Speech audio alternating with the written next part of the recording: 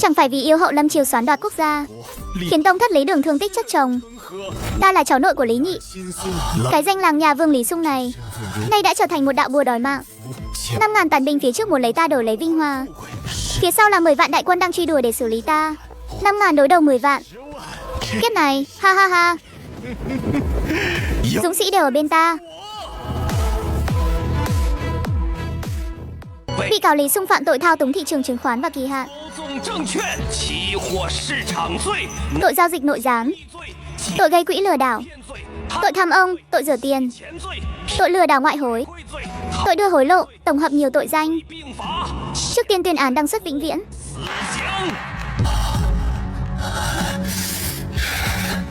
Cả đời ta dọc ngang trên thị trường vốn, không ngờ cuối cùng lại bị tư bản hãm hại. Ta sao có thể cam tâm cho được.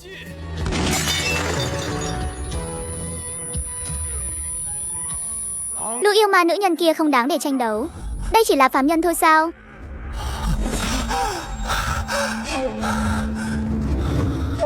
Chuyện này là thế nào? Ta không những không ra đi, mà còn xuyên không rồi. Chủ nhân cũ của thân xác này cũng tên là Lý Sung. Hiện tại là năm Thùy cùng thứ tư thời Đại Đường. Ta là cháu nội của Đường Thái Tông Lý Thế Dân, con trai của Việt Vương Lý Trinh. Sử sách ghi lại vị làng nha vương cuối cùng là Lý Sung. Về việc ra đi của Lý Sung, hôm nay là ngày 19 tháng 8, cách ngày ta ra đi theo lịch sử còn chưa đầy 4 ngày nữa. 5 ngày trước, Lý Sung tại trị sở Bạc Châu là Liêu Thành, mộ binh được 5.000 binh lính và hàng binh, dẫn quân tấn công tuyến đường sông nhưng đã không còn đường lui. Binh khí đột biến, ta thu lại khí thế của quân sĩ. Đại quân vô thức phản kháng sao? Không phản không được rồi. Lưỡi đao trừng phạt đã hạ xuống đầu tông thất Lý Đường. Không ngờ bên ngoài đại trượng lại công nhiên biến động. Kẻ gây ra binh biến chắc là huyện thừa Đường ấp Đồng Huyền Ký. Theo sử sách ghi chép, nghe tin Đồng Huyền Ký gây ra binh biến, Lý Sung nổi trận lôi đình, trực tiếp xông ra xử lý Đồng Huyền Ký trước mặt mọi người. Kết quả là sau khi nhát binh khí này hạ xuống, 5.000 tân binh vốn đang sợ hãi liền hoàn toàn náo loạn, giải tán khắp nơi. Lý Sung trở thành tướng không quân, chạy về Bạc Châu, bị kẻ canh cửa lấy mất đầu. Điều tồi tệ hơn nữa là do Tả Kim Ngô vệ đại tướng quân, Khâu Thần Kỳ thống lĩnh 10 vạn đại quân bình định. Cách nơi này chưa đầy 100 dặm. Vừa xuyên không đã cho ta độ khó cao thế này sao? 5.000 đối đầu 10 vạn, thật chẳng coi ra gì mà.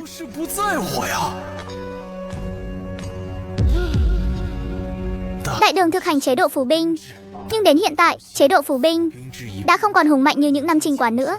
Đám tân binh này hoàn toàn là lũ vô dụng. Các chiến sĩ, Lăng Nha Vương đang dẫn các ngươi đi tạo phản đó.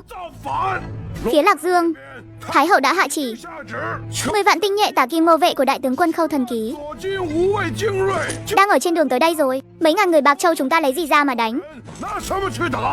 Các người muốn bị Chu Di cửu tộc sao?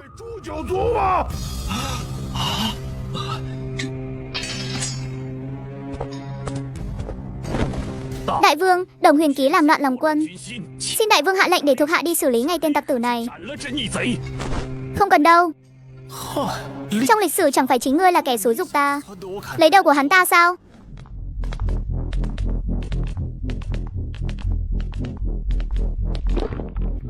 Đại vương, hạ quan làm vậy là để cứu mạng 5.000 con em Bạc Châu. Hạ quan thân là quan triều đình Đại Đường, tuyệt đối không thể đi theo giặc. Đồng huyện thừa mở miệng là nói bản vương phản quốc. Bản vương lại muốn hỏi ngươi một câu. Hiện tại quốc gia này họ Lý hay là họ Võ? Thời đại này kênh tiếp nhận thông tin của bá tánh bị hạn chế, họ hoàn toàn không biết rõ rốt cuộc chuyện gì đang xảy ra ở thành Lạc Dương. Thánh thượng đương triều bị Thái hậu giam lỏng trong thâm cung, không được hỏi han chính sự. Trên triều đình Lạc Dương, Võ Tam Tư, Võ Thừa Tự, đám ngoại thích họ Võ đang nắm giữ đại quyền. Thái hậu cổ súy phong trào nịnh hót trái đạo, bổ nhiệm Chu Tinh, Lai Tuấn Thần, Lũ Khốc lại làm đầy triều đình. Kẻ nào không thuận theo liền bị loại bỏ, thậm chí là cả nhà bị xử lý. Giang Sơn mà Thái Tông Hoàng đế đánh hạ. Tông thất họ Lý đang bị xử lý đến cạn kiệt. Bản Vương là cháu nội của Thái Tông Hoàng đế Đại Đường. Thái hậu Lâm Triều xưng chế, muốn phế bỏ Lý Đường để thay thế bằng họ Võ. Bản Vương khởi binh, thanh quân Trắc, diệt trừ họ Võ, hồi phục xã tắc Lý Đường. Đồng Huyền Ký, ngươi lấy loạn mệnh của Võ gia để định tội Lý gia sao? Ngươi rốt cuộc là quan nhà Đường hay là tay sai của Võ gia? Thái hậu nhận di chiếu của tiên đế Lâm Triều, đại diện cho pháp độ quốc gia. Đại quân bình định của đại tướng quân Khâu Thần Ký, cách đây chưa đầy 100 dặm. Đại vương nói những lời này thì còn ích gì nữa? Đại quân vừa tới sẽ là cảnh ngọc đá nát tan thôi. Ta chờ chính là tên Khâu Thần Ký đó. Đám tân binh này không sợ tạo phản, hay danh không chính ngôn không thuận, mà là họ sợ mất mạng. Cho nên ta phải đập tan ảo tưởng rằng đầu hàng là có thể giữ được mạng của họ. Hỡi các con em Bạc Châu, các ngươi sợ hãi đại quân triều đình, sợ hãi Khâu Thần Ký. Bản Vương biết Đồng huyện thừa đã nói với các ngươi rằng buông binh khí xuống, lấy đầu Bản Vương đi đầu hàng là có thể sống sót, thậm chí còn được thăng quan tiến chức, đúng không? Nhưng các người có biết kẻ dẫn quân tới Khâu Thần Ký là loại người nào không? Quân pháp Đại Đường luận công bằng việc hạ sát. Thứ họ nhìn chính là thủ cấp. Khâu Thần Ký ở Lạc Dương xử lý tông thất, loại bỏ đại thần, thủ đoạn vô cùng tàn độc. Hắn ta dẫn theo 10 vạn đại quân, phô trương thanh thế chạy tới Bạc Châu. Nếu chỉ lấy được một cái đầu của bản Vương thì hắn ta về ăn nói thế nào với Thái hậu? Quân công cho 10 vạn đại quân của hắn ta lấy từ đâu ra? Tất nhiên là xử lý lương dân để lập công rồi. Các ngươi tưởng buông đao kiếm quỳ xuống đất thì hắn ta sẽ tha cho các ngươi sao? Chỉ cần hôm nay các ngươi giải tán, chưa đầy 3 ngày nữa, kỵ binh của Khâu Thần Ký sẽ san phẳng Bạc Châu, đem các ngươi cùng với cha mẹ vợ con ở trong thành Bạc Châu, tất cả đều bị xử lý hết sạch. Cuối cùng báo cáo về Lạc Dương rằng đặc quân Bạc Châu đã bị tiêu diệt hoàn toàn.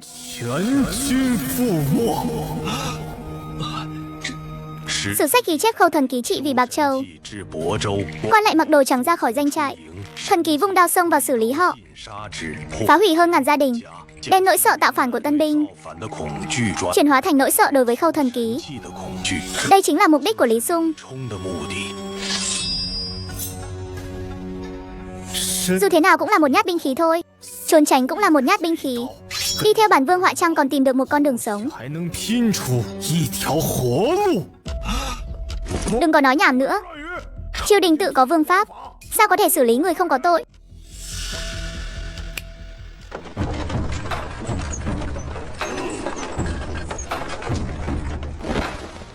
Mở ra.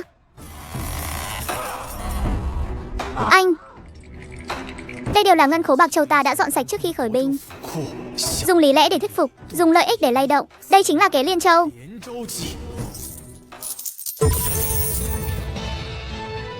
Giang Sơn Đại Đường, tiền của Đại Đường. Ai muốn buông binh khí về nhà chờ ra đi. Bản Vương tuyệt đối không ngăn cản. Nhưng nếu anh nguyện ý đi theo bản Vương, mỗi người sẽ nhận được một xấp lụa ngay tại chỗ. Đúng là dưới phần thưởng hậu hình ắt có dũng phu.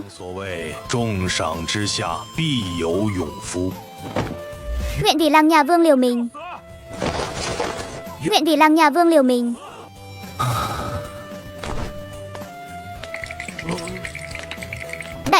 Đại Vương tha mạng. Hạ quan cũng chỉ là nhất thời hồ đồ thôi.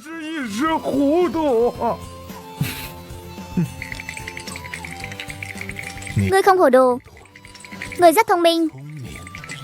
Chỉ tiếc là bản Vương còn thông minh hơn ngươi.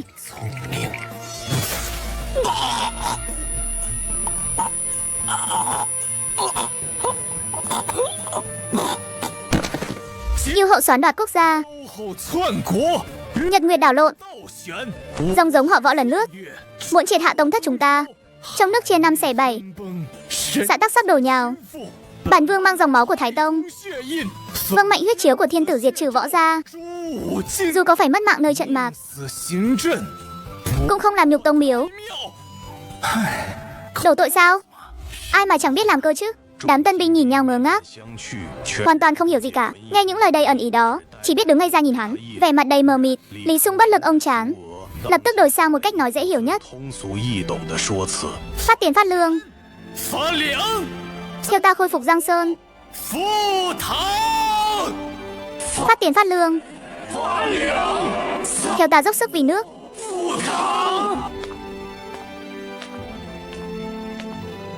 Truyền lệnh toàn quân từ bỏ tấn công tuyến đường sông, vứt bỏ những vật tư dư thừa, chỉ mang theo lương khô. Toàn quân đổi hướng, lập tức nhổ trại. Sau khi quay về Liêu Thành thì hành quân về phía nam.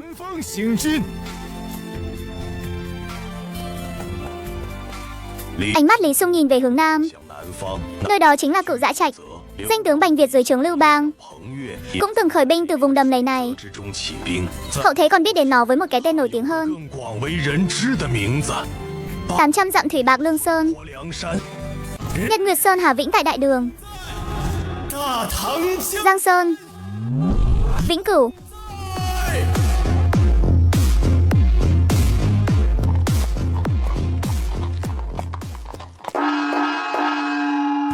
Kẻ nào ở dưới thành? Lang Nha Vương đã về thành, mau mở cổng thành ra. Trên tường thành yên tĩnh trong chốc lát, chỉ thấy một tên dân binh ló nửa người ra nhìn xuống dưới.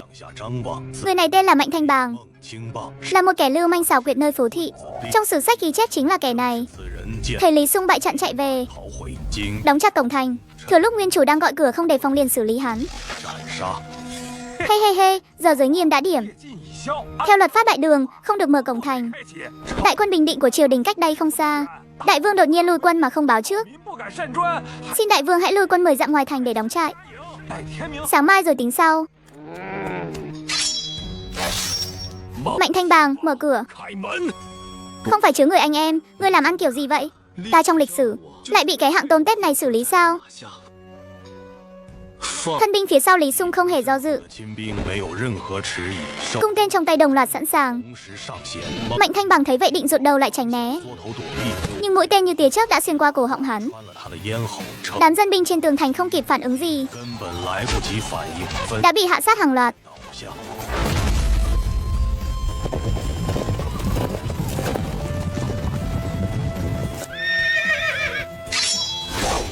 Lấy đơn vị trăm người làm một đội, tản ra khắp các hướng, khua chiêng tập hợp toàn bộ bá tánh trong thành.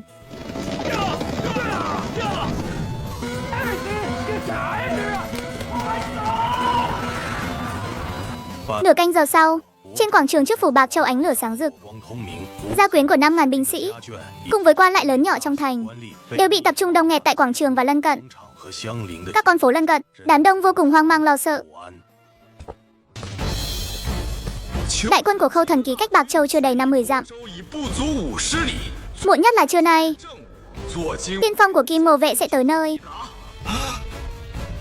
Anh Khâu Thần Ký ở Lạc Dương đã xử lý tông thất. Hắn ta tới đây bình định. Cái hắn cần là đầu người để lập quân công. Nếu bản vương rời đi, hắn sẽ coi các ngươi là gia quyến của lũ tặc tử, để lấy đầu lập công hết sạch. Tất cả sẽ bị xử lý không còn một ai. Bản vương cho các ngươi nửa canh giờ, mang theo vợ con, mang theo lương thực còn dư trong nhà, không để lại một mẩu đồng sắt nào, vứt bỏ những vật nặng. Nửa canh giờ sau, đại quân rút khỏi Bạc Châu, đi về hướng nam tới Cự Dã Trạch.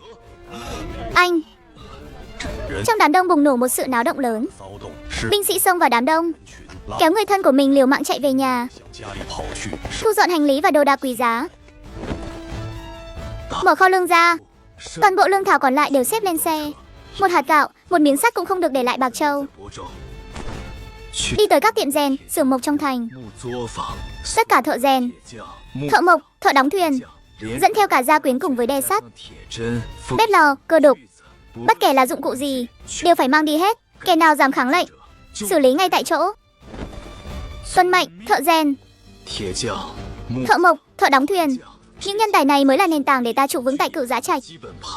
Không có họ thì sẽ không có cơ sở công nghiệp. Giờ thìn khắc 2, trời đã sáng rõ. Tại bến tàu ngoài thành Bạc Châu, đậu kín hàng trăm con thuyền lớn nhỏ.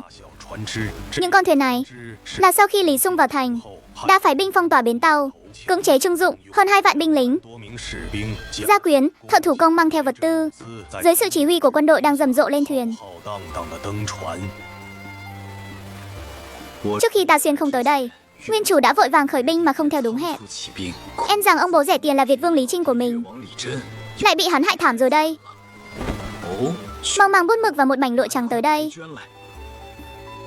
Dự Châu nằm ở vùng đồng bằng, bốn phía đều có thể bị tấn công. Thật sự là một thế bí. Triều đình sắp dẫn đại quân áp sát biên giới. Thành trì không thể giữ được, mong phụ vương nhận được thư hãy mở kho Dự Châu, phát hết tiền lương để trấn an lòng quân, dẫn theo lực lượng tinh nhuệ chạy về phía nam vào núi Đồng Bách hoặc núi Đại Biệt, tránh đi mũi nhọn của địch. Cùng chúng du kích xoay sở, vạn lần đừng đánh đến mất mạng. Hãy giữ lấy thân mình để trừ khử quân hậu duệ của họ Võ. Chọn ra 3 tên thân binh có kỹ năng cưỡi ngựa tốt nhất, mỗi người trang bị 3 con ngựa, mang đủ lương khô, không đi đường qua lộ, tránh xa các châu huyện, ngày đêm không nghỉ chạy về phía nam tới Dự Châu. Phải cố gắng đưa thư cho cha ta trước khi đại quân triều đình bao vây hoàn toàn. Thuộc hạ đã rõ. Những xe đẩy và khí cụ không mang đi được thì chất đống bên trong cổng thành và xung quanh kho lương. Tới mãnh hỏa du lên. Sau khi thuyền rời bến thì châm lửa thực hiện vườn không nhà trống. Lý Xung ở đại đường đã thực hiện một cuộc đại rút lui đan cấp chưa từng có trong lịch sử. Tổng cộng 2 vạn người. Đây sẽ trở thành một cuộc hành động rút lui quân sự có quy mô lớn nhất trong lịch sử.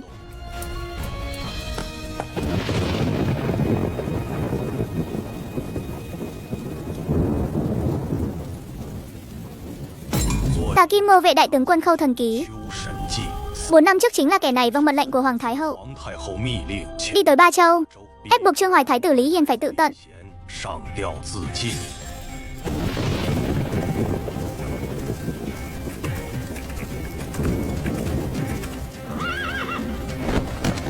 Bẩm đại tướng quân, trong thành Bạc Châu không một bóng người, đám cháy vô cùng nguy hiểm, ngay cả mưa lớn cũng không thể dập tắt nổi. Kho lương và vật tư đều bị thiêu rụi sạch sẽ. Toàn bộ thuyền bè ở bến tàu đều biến mất. Anh Đại tướng quân, Lý Xung đã chạy thoát rồi. Đại quân nếu không có lương thảo của Bạc Châu tiếp tế, chưa đầy 3 ngày nữa sẽ đứt bữa thôi. Mặt tướng thỉnh lệnh, ngay lập tức đuổi theo dọc bờ sông, hoặc đi tới các châu huyện lân cận cưỡng chế trưng dụng thuyền. Đuổi theo sao? Tế thủy thông với Cự Dã Trạch. Mạng lưới sông ngòi dọc ngang 800 dặm, bên trong toàn là đầm lầy và lau sậy. Ngươi định dẫn kỵ binh vào đầm lầy để bắt người sao? Các ngươi tưởng Thái Hậu hạ chỉ điều động 10 vạn quân cấm vệ chỉ là để bắt một mình Lý Xung thôi sao? Thái Hậu muốn là phải lập uy. Lập uy thì cần phải có đầu người. Nhưng thành Bạc Châu đã trống rỗng rồi. Giặc thủ đã tẩu thoát. Chúng ta lấy gì về Lạc Dương dâng công đây? Thành Bạc Châu trống không rồi. Vậy huyện Đường Ốc có trống không không? Huyện Đường Ốc có trống không không? Mấy trăm ngôi làng xung quanh có trống không không? Lý Xung tạo phản ở Bạc Châu. Đám quan lại và nông dân trong vòng trăm dặm này chắc chắn là có liên quan. Ai dám bảo bọn họ không đồng lá? Ai dám bảo bọn họ không âm thầm giúp đỡ tặc quân? Truyền lệnh của bản tướng, không cần vào thành chữa cháy nữa. Chi binh làm 4 đường bao vây Đường Ấp và các huyện trấn lân cận. Phàm là quan lại địa phương đều khép vào tội thông đồng với giặc, xử lý ngay tại chỗ. Thanh niên trai tráng trong làng đều coi là dư đảng của loạn quân. Tất cả đều phải bị loại bỏ. Đại tướng quân, làm vậy là xử lý lương dân để lập công sao? Nếu trong triều có ngự sử. Nói gì cơ? Ha ha ha ha ha. Xử lý lương dân để lập công sao? Ngươi không làm, ta không làm, người khác sao làm được? Thái Hậu cần một cuộc tàn sát lớn. Chỉ cần những cái đầu này được lấy từ địa giới Bạc Châu xuống, Thái Hậu sẽ không quan tâm rốt cuộc họ là người cầm cuốc hay là người cầm ngang binh khí đâu. Hừ. Lý Xung tưởng chạy vào vùng nước đó là có thể giữ được mạng sao? Hắn quá ngây thơ rồi. Truyền tin về Lạc Dương dâng sớ, xin Thái Hậu lập tức phái binh xuống phía nam tới Dự Châu, bắt lấy cha hắn là Lý Trinh, cắt đứt hoàn toàn niềm hy vọng của đám tông thất này. Ngoài ra, báo cho các châu thuộc Hà Bắc đạo phong tỏa các tuyến đường thủy quanh Cự Dã Trạch. Ta muốn dồn Lý Xung vào đường cùng trong đầm lầy đó.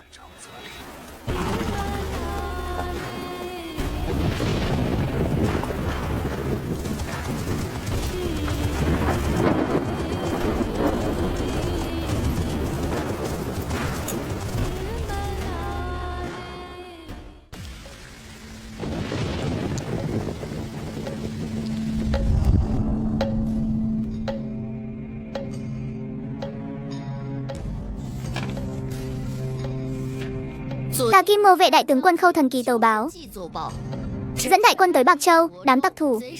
Lý Xung vừa nghe danh đã sợ mất mật, phóng hỏa đốt cháy trị sở Bạc Châu, dẫn theo vài trăm tàn binh bỏ thành tháo chạy, trốn vào trong đám cỏ dại của Cự Dã Trạch.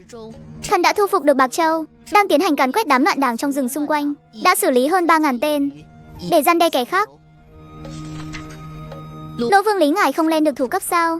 Việt Vương Lý Trinh, Hào Vương Lý Nguyên Gia, Hoắc Vương Lý Nguyên Quỹ và những người khác âm thầm liên kết với nhau, mưu đồ gây ra biến động. Việt Vương Lý Trinh đã mộ binh tại Dự Châu, mưu toan làm loạn. Thái hậu, Tông thất Lý gia lòng dạ vẫn chưa từ bỏ, lại dám cùng nhau mưu đồ làm loạn.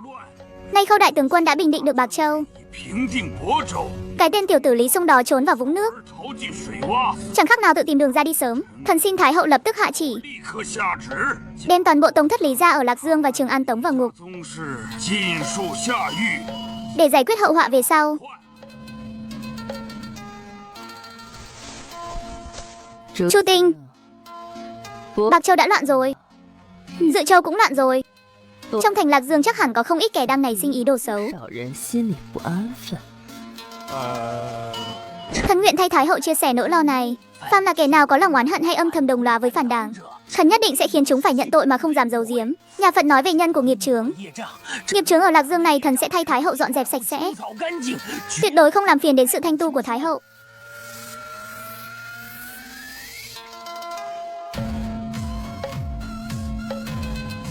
Ngươi bổ nhiệm Trương Quang Phủ làm chư quân tiết độ, dẫn 10 vạn quân ngay trong ngày khởi binh tới Dự Châu bình định.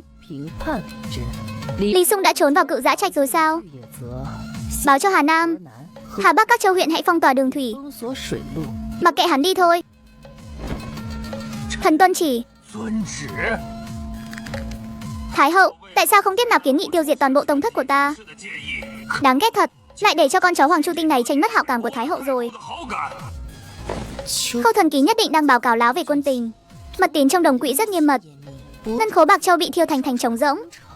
Số người Lý Xung mang đi tuyệt đối phải lên tới hàng vạn. Cự Dã Trạch về phía nam thông với Tế Thủy, là huyết mạch vận chuyển đường thủy nối giữa Giang Nam và Lạc Dương. Dẫn theo nhiều người như vậy trốn vào đó. Cái tên Lang Nhà Vương không mấy tên tuổi này. Rốt cuộc là hắn muốn làm gì đây?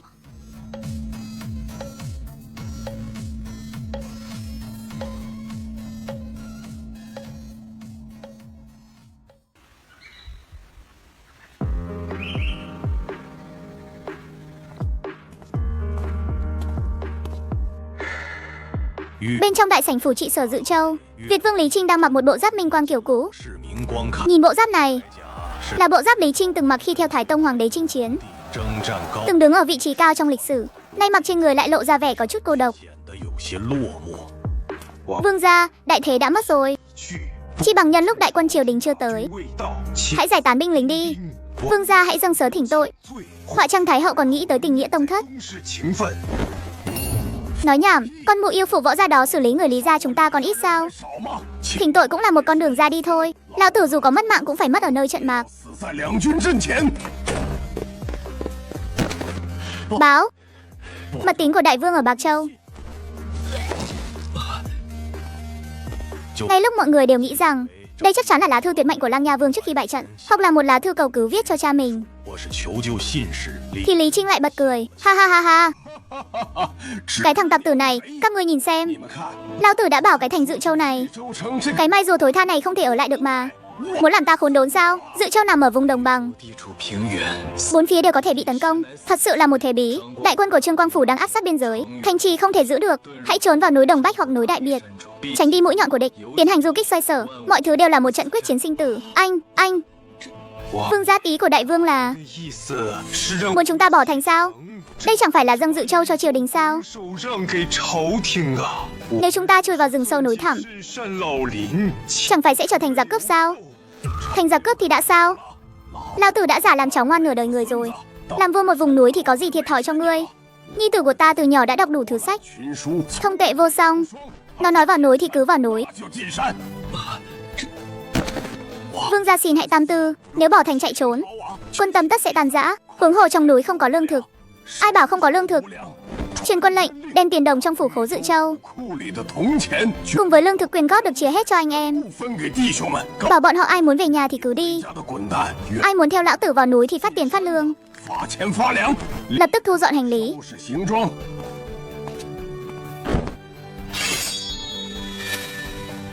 Chừng nào tông thân họ Lý chưa tuyệt tự thì đại đường sẽ không sụp đổ. Đêm nay đại quân sẽ chia nhỏ, rút khỏi Dự Châu, tiến vào Đồng Bách Sơn.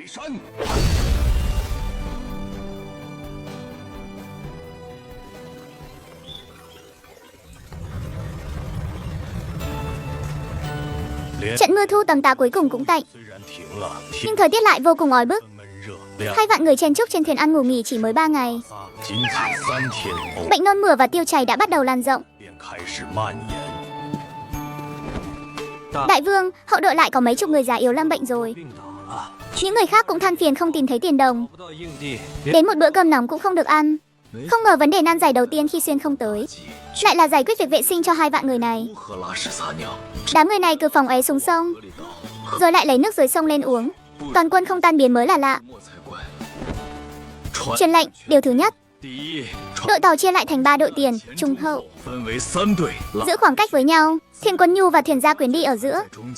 Điều thứ hai, không được phóng ế trực tiếp xuống nước. Tất cả phải dùng thùng gỗ đựng kỹ. Mỗi ngày cử thuyền nhỏ trở đến hạ lưu để xử lý. Điều thứ ba, nghiêm cấm uống nước lã trực tiếp. Tất cả phải được đun sôi, bỏ thêm vỏ cây liệu nấu lên mới được uống.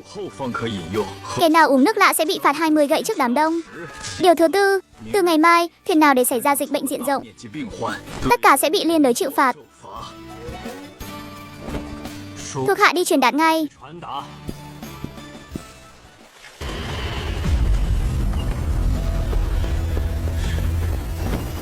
Đại vương, phía trước 5 dặm phát hiện một hòn đảo lớn. Nhưng mà sao?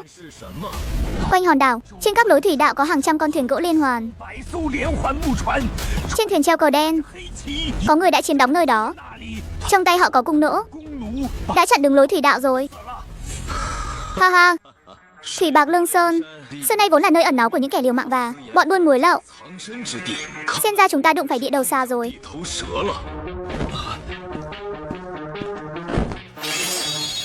Bảo anh em, đã tìm thấy đất cứng rồi, mang mấy bộ sàng nỗ tháo từ thành Bạc Châu ra đây, chuẩn bị nghênh địch.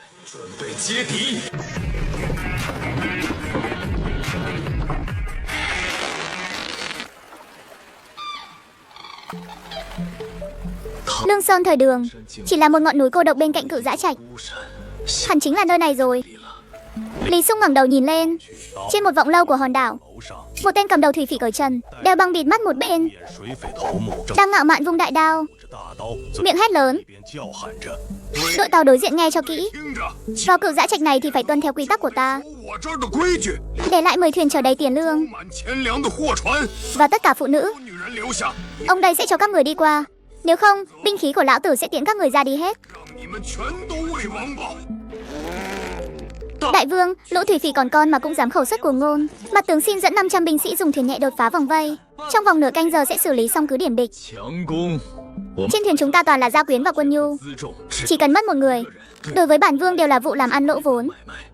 Quy tắc sát của giới tài chính là đừng bao giờ dùng chi phí cao để đánh cược vào một nguồn lợi nhuận không chắc chắn. Ngươi cứ làm thế này. Nửa canh giờ sau, một con thuyền nhẹ tách ra khỏi đội tàu của Lý Sung, tiến về phía trận địa địch. Một binh sĩ giả làm sứ giả đứng ở đầu thuyền chắp tay xin hàng. Tên tàu Giang Xà thấy 3 con thuyền này chở rất nặng, chắc chắn là đầy ắp hàng hóa. Mắt liền sáng rực lên. Ha ha, coi như các người biết điều. Mở xích sắt ra, kéo 3 con thuyền đó vào cho ta. Lũ phỉ nóng lòng quăng dây thừng, dùng móc sắt móc chặt vào 3 con thuyền chở hàng khổng lồ. Ha ha, chúng kéo thuyền vào giữa trận đồ thuyền liên hoàn, áp sát vào thủy trại bằng gỗ. Tham lam chính là liều thuốc độc nguy hiểm nhất. 3 bộ sàng nỗ khổng lồ được binh sĩ đẩy ra đầu thuyền. 3 bộ sàng nỗ này là do Lý Sung chỉ huy binh sĩ tháo từ thành Bạc Châu. Loại nỗ xa này có thể lắp đặt trên các loại thuyền vận tải lớn. Đầu thuyền được gia cố bệ đỡ, khi bắn ra sẽ không bị phản lực mặt nước làm lệch. Tầm bắn hiệu quả lên tới 300 trượng. Mũi tên được Lý Sung lệnh cho binh sĩ quấn vải dầu. Loại dễ cháy. Dùng phương pháp ước lượng. Khoảng cách 320 m. Hướng đông nam. Tốc độ gió cấp 2. Chiến thuyền quân địch bị xích sắt khóa chặt, chẳng khác nào tự từ bỏ khả năng di chuyển linh hoạt. Lý Sung châm lửa, đốt cháy 3 mũi tên khổng lồ. Ngọn lửa bùng cháy dữ dội ở đầu mũi tên. Sẵn sàng phát hỏa. Chuẩn bị. Bắn. Đám thủy phỉ đang nóng lòng dùng đao rìu chặt. Mở 3 con thuyền, nhưng không ngờ trong dương gỗ chỉ phủ một lớp tiền đồng mỏng, còn bên dưới toàn là những thùng mãnh hỏa du. Đại ca, không ổn rồi. Bên dưới toàn là mãnh hỏa du. 3 mũi tên lửa khổng lồ như 3 ngôi sao băng xé toạc bầu trời xám xịt, nhắm thẳng mục tiêu, bắn trúng 3 con thuyền đầy dầu hỏa. Không xong rồi. Trong nháy mắt, một cột lửa chói lòa bùng nổ. Ngọn lửa cao ngút trời và khói đen ngay lập tức nuốt chửng 3 con thuyền lớn. Dầu hỏa nổ tung bắn tung tóe như giòi bám vào xương, rơi xuống những con thuyền phỉ và thủy trại bằng gỗ đang san sát nhau xung quanh. Vì bị xích sắt nối liền, lũ thủy phỉ không cách nào tách ra để thoát thân.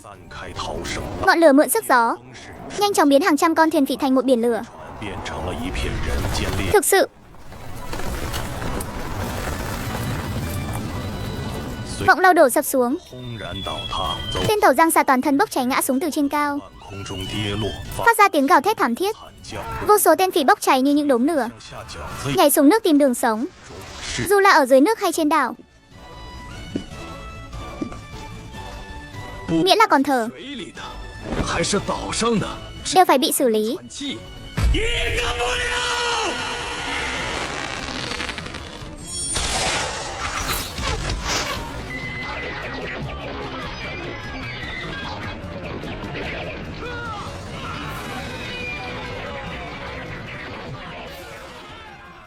Nửa canh giờ sau, Lý Sung dẫn đầu tân binh hoàn thành việc xóa sổ thủy phỉ mà không mất một sợi tóc nào. Nghiêm Bình và các thân binh nhìn những thân xác nằm la liệt cùng với Lý Sung đang đứng hiên ngang đầu thuyền. Trong mắt họ giờ đây không chỉ là sự kính sợ mà còn có thêm phần cuồng nhiệt. Đại vương, quân địch đã bị xử lý hết. Chúng ta nên làm gì tiếp theo? Đây chính là nơi khởi nghiệp của ta. 800 dặm thủy bạc Lương Sơn. Đây là bước đầu tiên.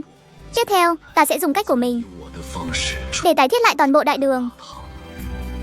Dọn dẹp các thân xác, tập trung hỏa táng, sắp xếp tàu thuyền của chúng ta ra, thiết lập phòng tuyến vòng ngoài.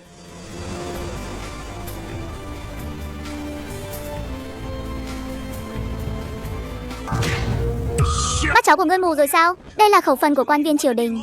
Một kẻ thấp hèn như ngươi cũng đòi ăn lương thực này sao? Đại vương, loạn hết rồi. Vương Tư Mã tự ý giữ lại 10 dương gấm vóc và lương thực tinh khiết, nói là để giữ thể diện cho giới quan lại, còn làm bị thương mấy anh em. Đám quan viên này thậm chí còn muốn tiếp quản quyền phát lương thực. Căn bệnh thâm căn cố đế của giai cấp cũ, nếu không lập uy thì không thể quản lý 2 vạn người này. Đại vương tới thật đúng lúc. Đám dân đen này không có quy củ gì cả. Hạ quan định dùng luật thư đại đường để chấn chỉnh lại trật tự trên dưới, giao lại vật tư hậu cần này. Lão tử giả bộ làm cháu ngoan của các ngươi bấy lâu, gọi ngươi một tiếng đại vương cho ai? Đợi đến khi đại quân triều đình tới để xem ngươi ra đi thế nào. Nhưng Lý Sung dường như không nghe thấy lời hắn nói, không hề dừng bước.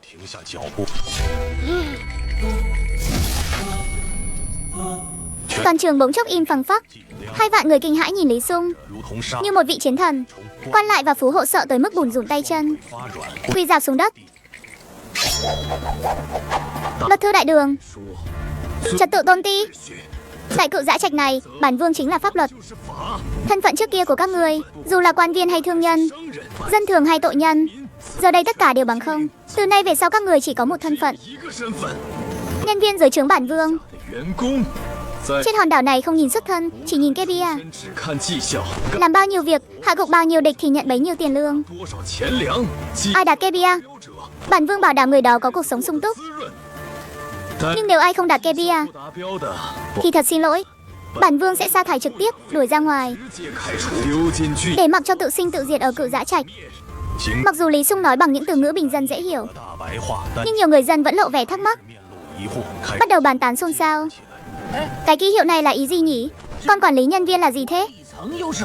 Đúng là chưa từng nghe thấy bao giờ. Kệ đi, chẳng phải đại vương đã nói rồi sao? Chỉ cần chăm chỉ làm việc là có thể sống sung túc.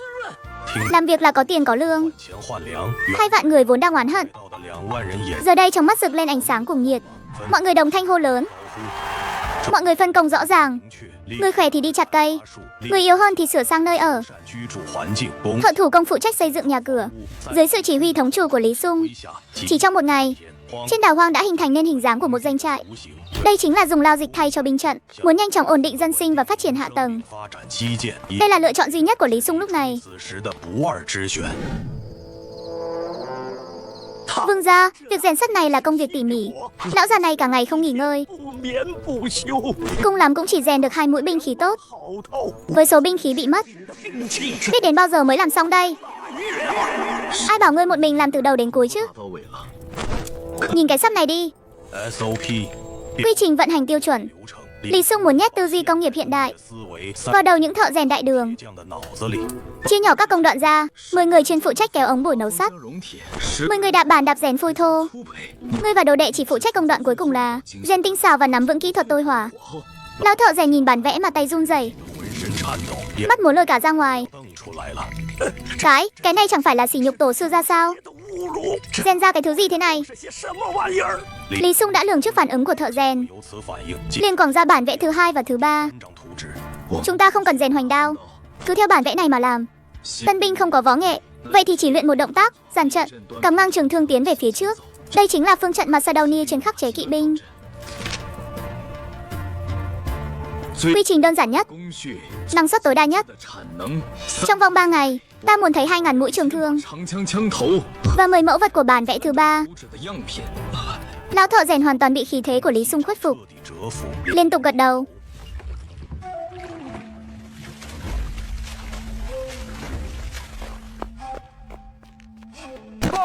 Báo cáo quân tình, vương gia.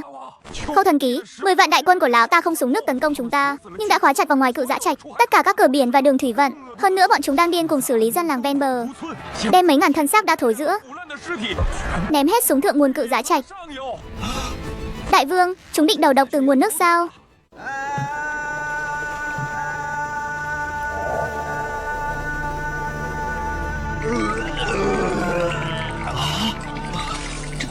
Độc khí đã vào người rồi.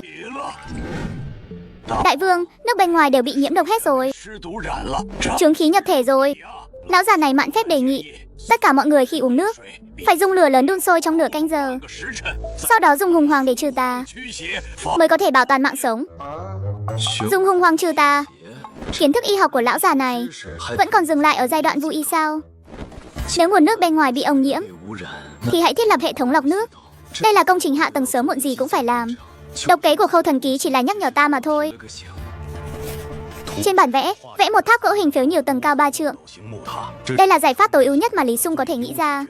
Chỉ cần dẫn nước vào tháp lọc, rồi đun sôi theo cách của Tôn lão gia tử là có thể uống bình thường. Nghiêm Bình, điều động toàn bộ thợ mộc của bộ công trình qua đây, xây cho ta 5 tháp lọc theo bản vẽ này. Tuân lệnh. Hàng chục thợ mộc cởi trần mồ hôi nhễ nhại. Những tòa tháp gỗ cao 3 trượng nhanh chóng hình thành.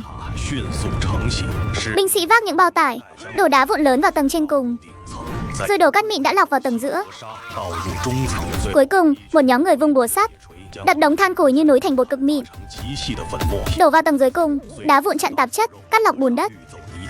Than hoạt tính ở tầng đáy hấp thụ độc tố và mùi lạ.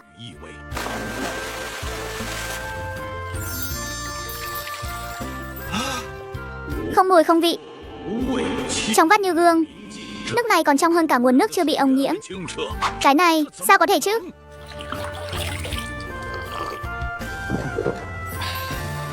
Vấn đề nước đã giải quyết xong, đèn nước đã lọc tập trung đun sôi, bỏ thêm vỏ cây liễu vào nấu.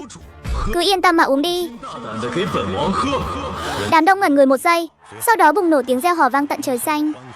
Các binh sĩ dưới sự sắp xếp của đồng chủ bộ xách thùng gỗ múc nước đổ vào tháp cao. Bầu không khí u ám ban đầu trong doanh trại đã bị quét sạch hoàn toàn. Đêm khuya, trong trướng Trung quân Lương Sơn vẫn lập lòe ánh đèn. Nghiêm Bình rảo bước vào trướng, trình lên một mật báo vô cùng quan trọng.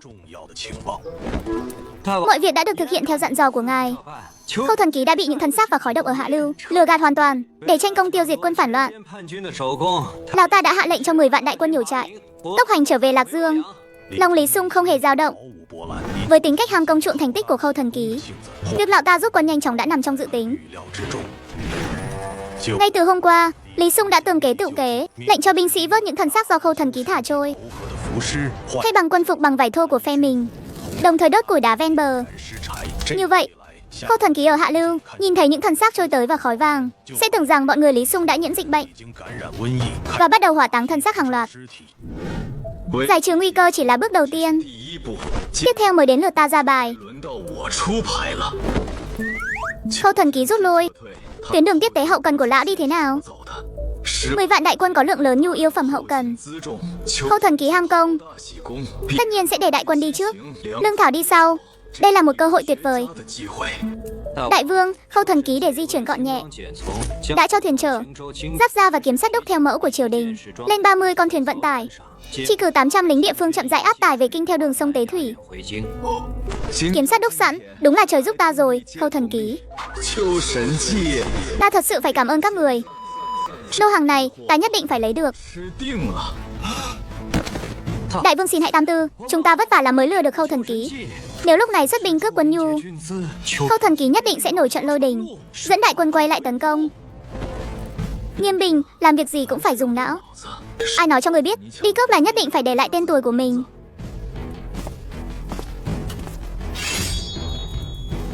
Cảnh giới cao nhất của hành vi phạm tội tài chính xưa nay chưa bao giờ là dùng vũ lực cưỡng đoạt, mà là lợi dụng lỗ hổng quy tắc để trục lợi. Thậm chí buộc cả người kiểm toán phải đứng ra bảo lãnh cho mình. Chọn lấy 1000 lính trường thương, cởi bỏ toàn bộ quân phục có ký hiệu, mang theo vũ khí bí mật của chúng ta. Đêm nay xuất phát. Đây là một chiến dịch bóng ma không được có bất kỳ nhân chứng nào. Điều thứ nhất, sau khi tiếp cận địch, bất kể đối phương phản kháng, đầu hàng hay van xin, tuyệt đối không để lại một ai. Điều thứ hai, sau khi cướp xong quân nhu, đem toàn bộ thân xác ném hết lại lên thuyền vận tải, tưới mãnh hỏa du lên, đốt thành tro bụi, sau đó dìm xuống đáy sông, xóa sạch mọi dấu vết. Đại vương, nhưng nếu sau này Khâu Thần Ký điều tra ra, phát hiện thuyền bé mất tích, chắc chắn sẽ nghi ngờ. Nghi ngờ? Hắn tất nhiên sẽ nghi ngờ. Nhưng hắn đã gửi báo cáo chiến thắng về việc tiêu diệt toàn bộ bộ tộc Lý Sung về Lạc Dương rồi. Nếu bây giờ hắn thừa nhận tại Bạc Châu vẫn còn một đại quân bí ẩn có thể nuốt chửng 30 thuyền vận tải của hắn, thì đó chính là tội khi quân. Hắn không những không dám điều tra, mà còn chủ động giúp ta che đậy vụ cướp này. Trong cuộc chơi của ta, không có thỏa hiệp, không có van xin, chỉ có thanh lý tài sản. Thời điểm đã đến. Khai hỏa. Giờ tí, tại khúc qua sông Tế Thủy, một đòn tấn công áp chế vượt thời đại, không hề báo trước đã áp xuống đội thuyền vận lương của đại đường. Vương Đô uy áp tải, thậm chí còn chưa kịp nuốt ngụm rượu cuối cùng, đã trở thành món nợ xấu đầu tiên trong cuộc thanh lý này.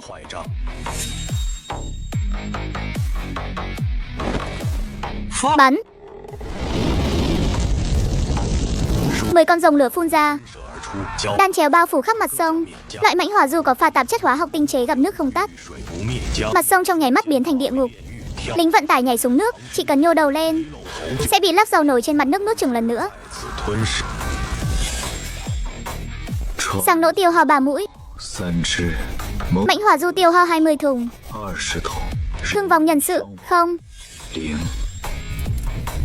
Hừ, dùng chi phí 30 lượng bạc để thu về lượng kiếm sắt trị giá 3 vạn kim. Tỷ suất lợi nhuận đầu tư mạo hiểm này gấp 1000 lần. Chốt sổ. Đại vương thần toán, một lượng cũng không sai. Có được những thứ này, xưởng binh khí Lương Sơn của chúng ta có thể hoạt động ngày đêm rồi. Ra đây.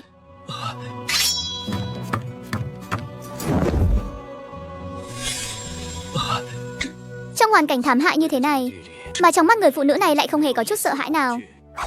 Người nào trên thuyền vận chuyển sắt của Khâu Thần Ký sao lại áp giải người phụ nữ này?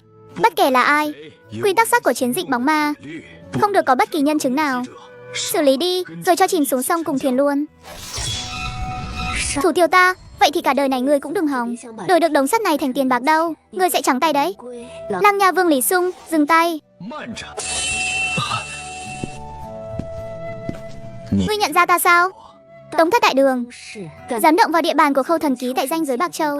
Ngoài vị Lăng Nha Vương đang bị Thái hậu truy nã, trong truyền thuyết nói là binh bại đã ra đi kia, thì còn có thể là ai? Đã biết ta là phản tặc mà còn dám thương lượng điều kiện với ta sao? Ta chỉ cho ngươi 3 giây để chứng minh ngươi không phải là một kẻ vô dụng. Thứ nhất, thứ ngươi cướp được chỉ là phần nổi thôi. 30 con thuyền này chỉ có 2 phần sắt thép, 8 phần còn lại đã bị Khâu Thần Ký làm giả sổ sách làm bình chương, đang cất giấu trong kho ngầm tại Lạc Dương. Cuốn sổ sách đó đang nằm trong đầu ta. Thứ hai, dù ngươi có xóa sạch dấu vết, nhưng sắt đúc của triều đình đều có dấu ấn rèn đúc đặc biệt.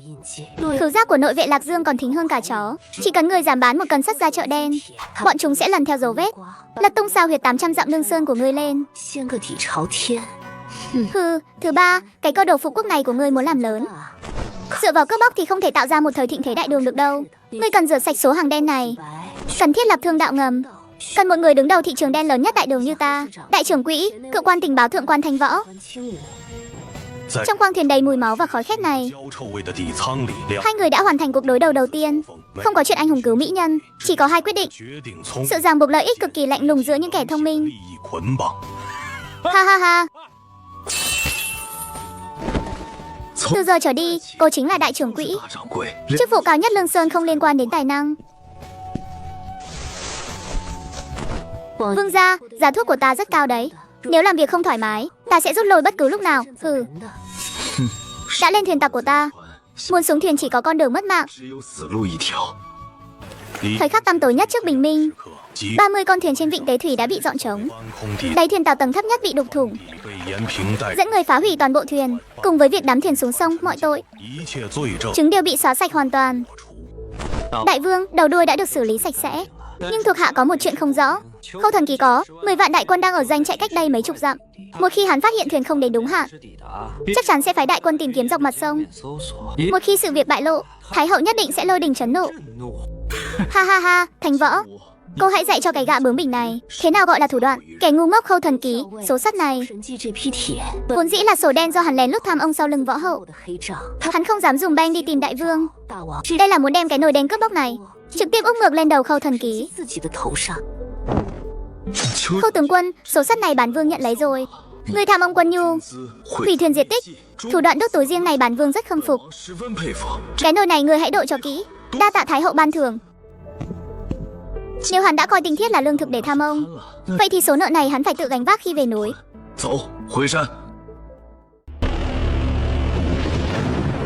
Khâu Thần Ký dẫn theo hàng ngàn tinh nhuệ, khinh kỵ binh như một trận cuồng phong, quét sạch tới vịnh Tế Thủy.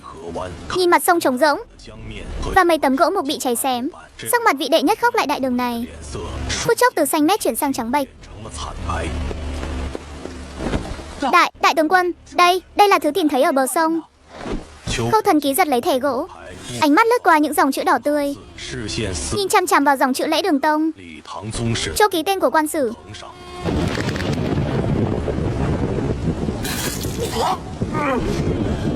Lý Sung.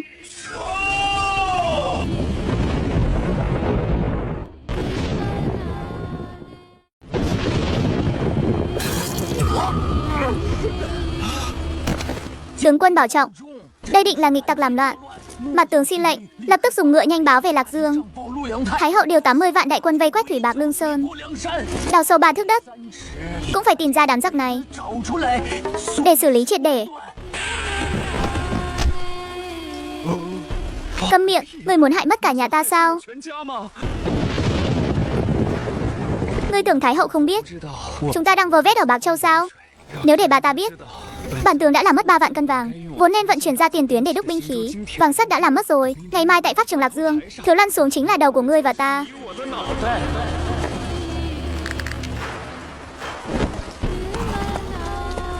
Truyền lệnh, đêm qua thủy tặc trên vịnh Tế Thủy làm loạn, thiêu hủy lương thực, truyền tam thế tống quân, số lương thảo bị tổn thất. Bản tướng quân sẽ tự bỏ tiền túi ra bù đắp. Chuyện này ai dám tiết lộ nửa lời.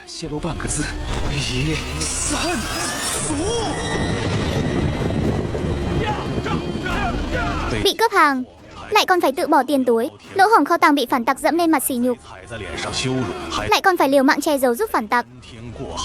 Cú bàn khống ngực này của Lý Sung trực tiếp khiến đệ nhất khóc lại đại đường, hiểu được thế nào là bị sức mạnh của tư bản đè xuống đất, ma sát liên tục.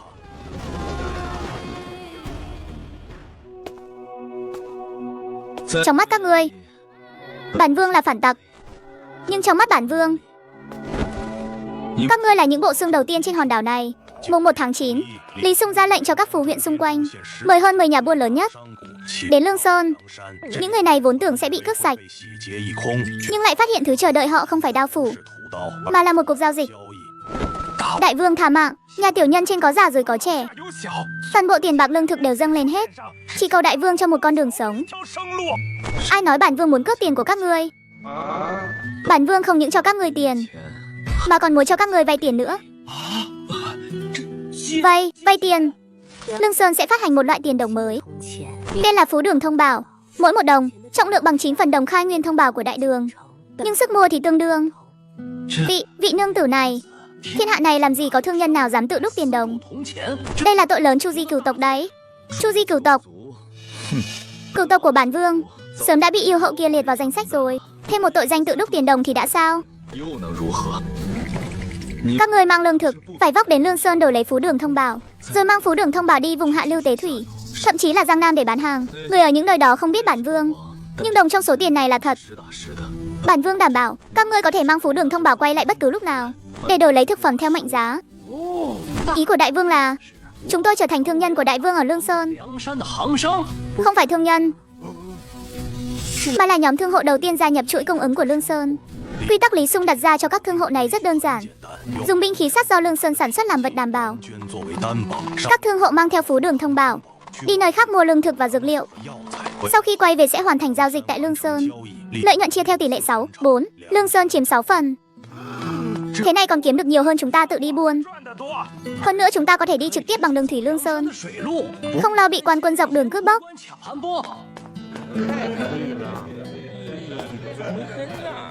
Chỉ trong 3 ngày ngắn ngủi, Lương Sơn đã thu hút được 40 thương hộ. Theo tốc độ này, trong vòng 1 tháng, vật tư dọc bờ sông Tế Thủy sẽ bị chúng ta thu hút hết về đây. Vẫn chưa đủ đâu. Giá trị của tiền tệ chưa bao giờ nằm ở hàm lượng đồng, mà nằm ở sự bảo đảm của tín dụng. Hiện tại chúng ta dựa vào tinh thiết và giếng dầu để bảo chứng. Đây là bảo chứng bằng hàng hóa mạnh. Bắt vũ khí tài chính thực sự là khiến những kẻ không tin tưởng ta cũng buộc phải dùng tiền của ta. Đây là trái phiếu. Trái phiếu tín dụng Lương Sơn, lãi suất năm 20%. Chỉ cần những người này đem vàng bạc thật gửi vào, lãi suất còn cao hơn cả cho vay nặng lãi. Họ sẽ trở thành những người ủng hộ trung thành nhất của ta. Ngươi đây là dùng tiền của người khác để đánh trận. Sai rồi.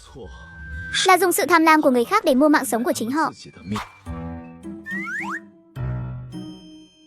Đại vương, mạch quy ngơ sắt đã tìm thấy rồi, nhưng hàm lượng sắt cực thấp.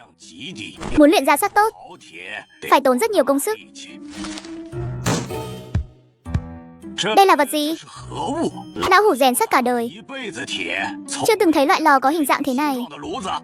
Cách cũ một ngày ra 50 cân sắt, lò này một ngày một đêm ra 1000 cân sắt. Nước sắt trực tiếp chảy vào khuôn đúc, đúc thành đầu thương và giáp phiến kích thước tiêu chuẩn. Công nghệ ngươi chưa từng thấy ở Bạc Châu còn nhiều lắm. Bây giờ hãy làm theo bản vẽ đi. 1.000 cân. Lý Sung dĩ nhiên biết lò cao thô sơ này còn lâu mới gọi là hoàn hảo, nhưng ở thời đại này, chỉ cần nâng nhiệt độ luyện sắt lên 200 độ cũng đủ để tạo ra sự thay đổi về chất. Anh không thiếu tài nguyên, không thiếu nhân lực, thứ duy nhất thiếu là thời gian. Tin khẩn từ Lạc Dương truyền đến. Chu Tinh đang đại hưng ngục hình ở Lạc Dương, một hơi bắt giữ Hàn Vương Lý Nguyên gia. Hoắc Vương Lý Nguyên Quỹ cùng gia quyến hơn 300 người đều ra đi, đánh đến mất và liên lụy đến các tông thân họ Lý. 3 ngày sau sẽ bị áp giải đến Lạc Dương để thẩm vấn. Còn cha ta thì sao? Việt Vương đã dẫn quân rút vào Đồng Bách Sơn, tạm thời an toàn, nhưng nghe nói Thái hậu hạ chỉ bổ nhiệm Khâu Thần Ký làm Hà Bắc đạo xuất chí đại sứ, tổng quản quân vụ các châu ở Hà Bắc, ban thêm quyền tự ý điều động dân phu và lương thảo. Nói cách khác, toàn bộ vật tư của Hà Bắc đạo sẽ được dùng để đối phó. Vay nợ, tích trữ hàng hóa, mở rộng quân đội đều cần thời gian. Con chó điên Khâu Thần Ký này bám quá sát rồi. Nếu vương gia tin ta có một kế, không chỉ có thể cầm chân Khâu Thần Ký, mà còn khiến vũng nước triều đình này càng thêm đục. Chẳng phải Chu Tinh đang thiếu quân công sao? Chúng ta hãy để hắn ở trấn trọng điền thuế phù tại Hà Bắc Đạo, thu giữ một lô vũ khí buôn lậu. Nguồn gốc buôn lậu chỉ thẳng vào thuộc hạ cũ của Khâu Thần Ký ở Bạc Châu. Vương gia thấy sao? Nuôi hai con chó cùng tranh một khúc xương thì sẽ thế nào? Chó cắn chó, chúng ta xem kịch. Bắt số vũ khí đó, mê mơ. Dạ thôi, dùng số xích sắt thu được khi đánh thủy phỉ lần trước, đúc thành những binh khí sắt thô kệch. Một tấm lưới ly rán nhỏ bé. Lại dâu thượng quan thành võ. Một tay lặng lẽ giăng về phía Lạc Dương. Người đàn bà này, khi sử dụng, còn thuận tay hơn bất kỳ cơ quan tình báo nào của đại đường, nhưng cũng khó kiểm soát hơn.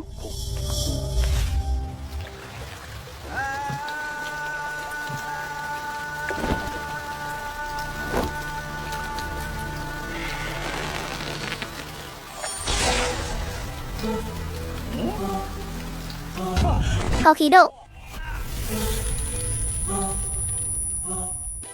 Thánh đạo muốn bắt sống để tìm nơi Lý Sung giấu sát.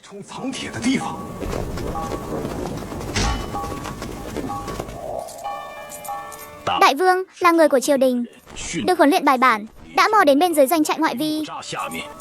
Cho bọn họ vào.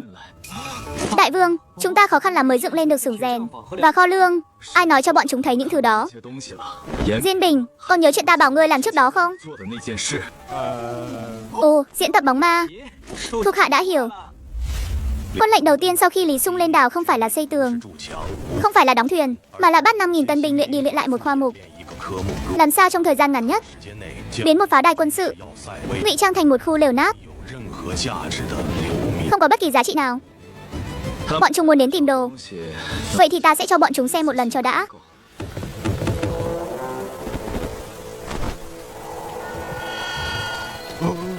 Đại ca, không ổn rồi. Tình báo nói ở đây có hàng vạn loạn phỉ. Bắt nơi này trông đến 500 người cũng nuôi không nổi.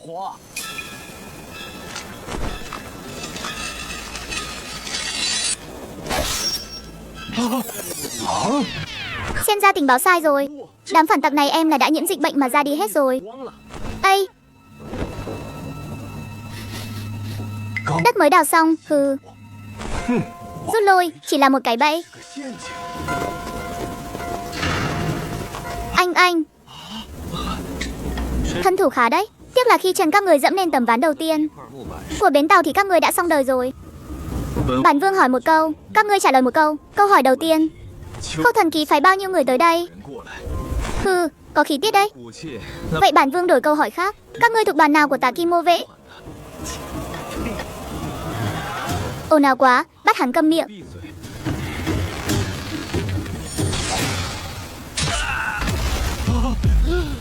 Câu hỏi thứ hai, các người vẫn định không nói sao?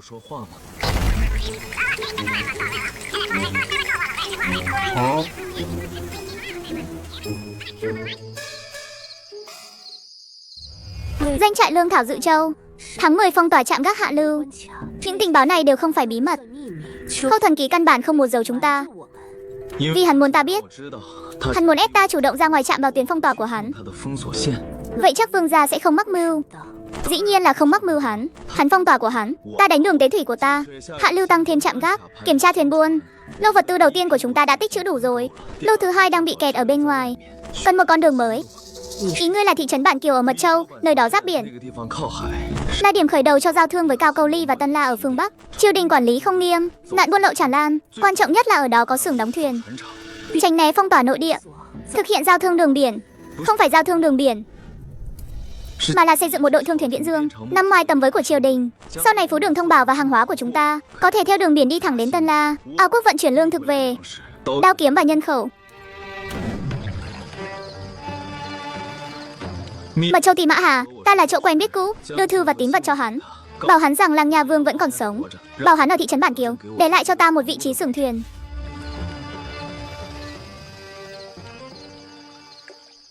Lý Sung sắp xếp xong tất cả những thứ này để chuẩn bị đánh trận. Thấy thượng quan Thành Võ vẫn lặng lẽ đợi trong trướng. Trên tay cô cầm một bức mật thư, giấy mỏng như cánh ve, bắt sự việc ghi bên trong lại nặng tựa ngàn cân. Vương gia, đây là tin từ trạm canh hôm nay. Có chuyện gì vậy?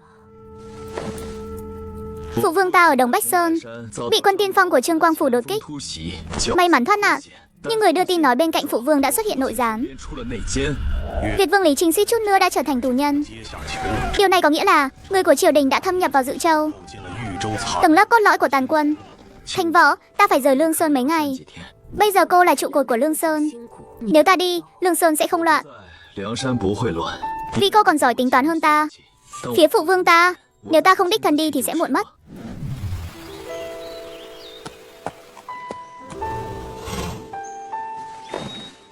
Lệnh bài thông hành mới nhất của các trạm gác đều là hàng thật. 全是真货。 Ngoài ra, quy luật tuần tra của doanh trại lương thảo Dự Châu, ta cũng đã kèm theo một bản. Cô chuẩn bị những thứ này từ khi nào? Từ khoảnh khắc ngươi nói với ta là muốn xuất phát. Đi thôi. 驾！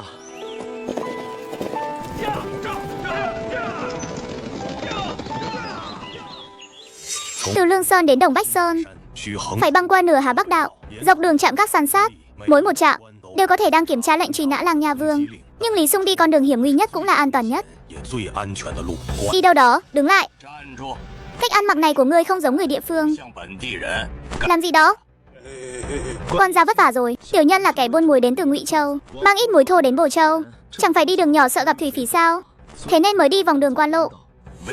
Ngụy Châu 2 ngày nay đang có biến. 风声紧， Nghe nói giặc cướp ở thủy bạc đều tràn ra ngoài. 窜出来了， Muối này ngươi lấy từ đâu? 是从哪儿拿的？ Quan gia nhìn xem, muối chính tông từ kho quan Ngụy Châu ra đấy. 仓里出的货。 Được rồi, đi đi. Dạ, đa tạ quan gia. 官爷，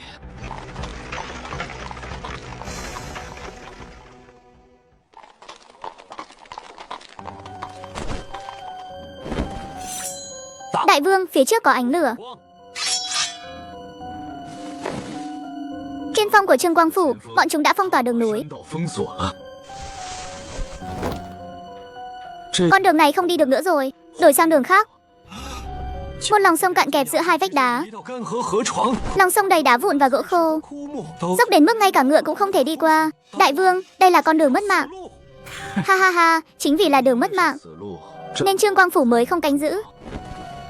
七 Bỏ ngựa, trang bị nhẹ vượt qua cái khe này. 穿过这道沟， Trước khi trời sáng mai có thể đến được trung tâm Đồng Bách Sơn. 红柏山腹地。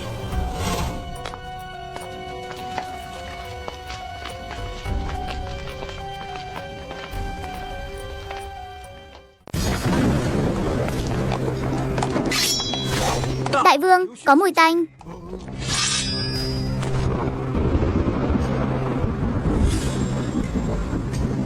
Đến muộn một bước rồi. Nội gián đã bắt đầu thu lưới. 收网了。 Việt vương Lý Trinh dẫn tàn quân rút vào Đồng Bách Sơn. 红柏山以 Từ 5.000 quân Dự Châu ban đầu, 周兵如 giờ chỉ còn chưa đầy 800 người. 800人，更 Đáng sợ hơn nữa là kẻ nội gián ẩn nấp trong bóng tối 出的内奸 đã bắt đầu ra tay. 也动手了。 Phụ vương, đến giờ uống thuốc rồi. Đây là cỏ chi hạt do Hải Nhi đích thân lên núi hái.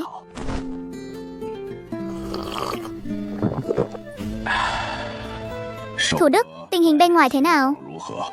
Tiên phong của Trương Quang Phủ đã phong tỏa 2 con đường núi Nam Bắc. 山道， Thám tử của chúng ta phải đi 3 đợt, chỉ có 1 đợt quay về. Ngoài ra, Triệu Ti Mã đêm qua đã mất tích. 12 tinh binh dưới trướng ông ta đều bị xử lý trong khe núi ở Cư Tử Lương. Triệu Ti Mã theo ta 20 năm rồi.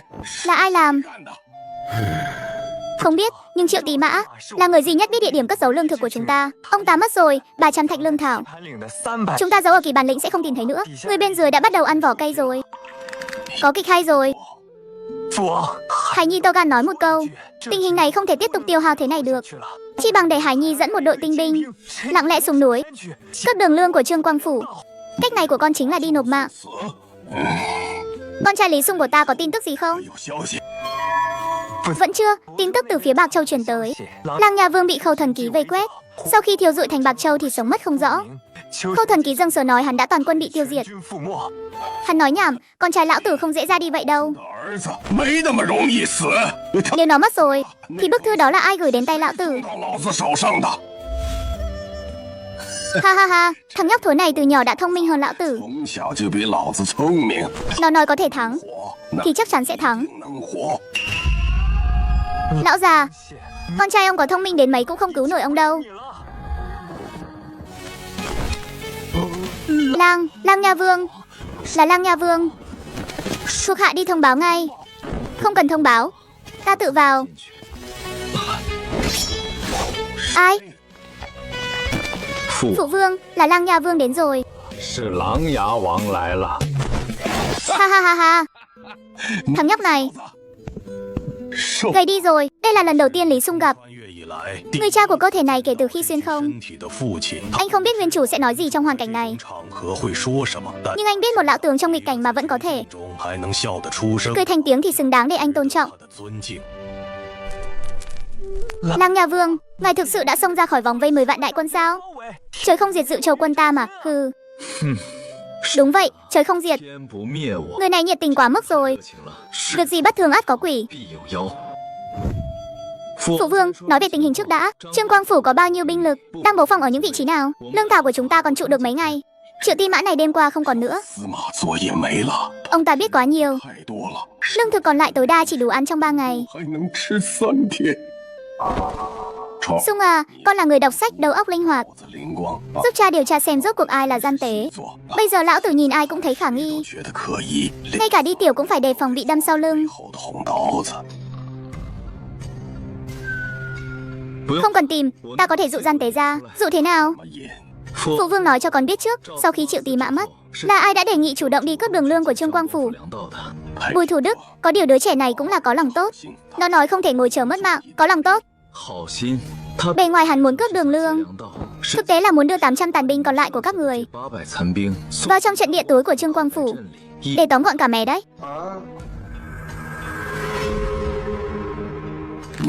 Con chắc chắn chứ? Lát nữa thử là biết ngay. 指 Chư vị, bản vương lần này đến đây chỉ mang theo một câu nói. 10 vạn đại quân của Khâu Thần Ký 军一 đã rút lui khỏi Hà Bắc Đạo, 撤围， tạm thời sẽ không nam hạ. 下 Trương Quang Phủ đơn độc tiến sâu, tuyến tiếp tế kéo quá dài. 极长，只要 Chỉ cần chúng ta có thể trụ thêm 10 ngày nữa, Trương Quang Phủ sẽ tự hết lương mà rút quân. 兵 Ngoài ra, bản vương đã mang một lô hàng cứng từ kho phủ Bạc Châu ra, 用火埋 chôn giấu dưới tảng đá Ưng Chùy cách phía nam núi 30 dặm. 下， Chỉ cần phái người đi lấy, đủ cho 800 người chúng ta ăn trong 1 tháng. 父 Vậy phái ai đi thì hợp lý? 去何事？ Chuyện này đương nhiên giao cho người nhà mới yên tâm. 自家人才放心。 Thủ Đức, 父 phụ vương có gì sai bảo, con dẫn theo 50 huynh đệ, 兄连 ngay đêm nay xuống núi, đến Ưng Chùy Nham vận chuyển lương thực Lý Sung cất giấu về đây. 粮食运回来，速 Đi mau về mau. 回。 Dạ, Hải Nhi nhất định không phụ mệnh. Lý Sung quả nhiên có chiêu dự phòng. Bán tin tức này cho Trương Quang Phủ, ta sẽ không bao giờ phải chịu khổ trong cái khe núi nghèo nàn này nữa.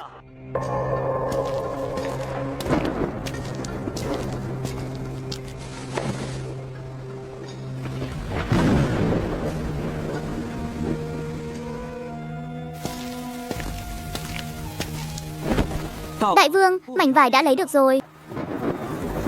Theo sát hắn, xem sau khi xuống núi hắn gặp ai. 两 2 canh giờ sau, khi màn đêm buông xuống đậm đặc nhất, 龙之时，严 Diên Bình vác thương vội vã quay về hang động. Toàn thân y phục đã ướt đẫm từ lâu, nhưng đáy mắt lại ánh lên tia sáng sát phạt cuồng nhiệt. 嗜血狂热的光芒。 Đại vương đoán không sai, sau khi Bùi Thủ Đức ra khỏi núi, liền đi thẳng đến một trạm gác nhỏ của quân đường dưới chân núi, nói chuyện hồi lâu với tướng canh giữ ở đó. Tướng canh giữ đã thả một con bồ câu đưa tin bay về phía bắc. Thuộc hạ đã dẫn người xử lý toàn bộ quân đường trong trạm gác đó rồi, đã bắt sống tướng canh giữ. Tướng canh giữ đã khai ra, Bùi Thủ Đức đã bị Trương Quang Phủ mua chuộc từ 2 tháng trước. Nội ứng Triệu Ti Mã là do đích thân Bùi Thủ Đức thủ tiêu, 300 thạch lương đó cũng là do hắn dẫn người thiêu hủy. Cái tên khốn này, lão tử gả con gái cho hắn, 嫁给他， nuôi hắn như nửa đứa con trai, vậy mà hắn dám. 然 Phụ vương, bây giờ không phải lúc để tức giận. Bùi Thủ Đức đó đã báo tin rồi. 风报喜，称 Đêm nay Trương Quang Phủ chắc chắn sẽ ra tay. Chúng ta nên ra tay trước để giành thế chủ động. 先发制人。 Con nói đi, cha nghe theo con. Bước đầu tiên là tương kế tự kế. 计就计， Lý Sung không hề nói dối. Tại Ưng Tế Nham thực sự có chôn giấu một lô quân nhu. Có điều không phải lương thảo, mà là trước khi đến Đồng Bách Sơn, 山之前 hắn đã đặc biệt lấy từ kho ngầm của Lương Sơn ra 出来的一批猛 một lô mãnh hỏa du và linh tiễn của Sàng Nố. Hắn vốn đã tính toán kỹ, sẽ thực hiện một trận đánh hạ sát tại Đồng Bách Sơn. 反杀仗， 杨 Đội nỗ thủ trên vách đá chịu trách nhiệm phong tỏa đường lui. 贿赂， Trận thế mãnh hỏa du tại cửa vào chịu trách nhiệm chặn đường lối ra. Một khi Bùi Thủ Đức dẫn người của Trương Quang Phủ vào hẻm núi, chúng ta sẽ chặn hai đầu, đóng cửa đánh chó. Mặt tướng đã rõ, hừ. Đứa trẻ này giống hết ông nội nó, sinh ra đã biết đánh trận. 天生会打仗。 Lương thực Lý Sung giấu ở Ưng Tuế Nham, đủ cho 800 người ăn trong 1 tháng. Thật là một trò cười. Đợi người của Trương tướng quân đánh tới, số lương thực này sẽ là lễ vật lập công của lão tử. Bùi tướng quân còn bao xa nữa? Sắp rồi, qua khỏi dặng núi phía trước là đến. Đến nơi rồi, các người sẽ đều biến thành kẻ ra đi thôi.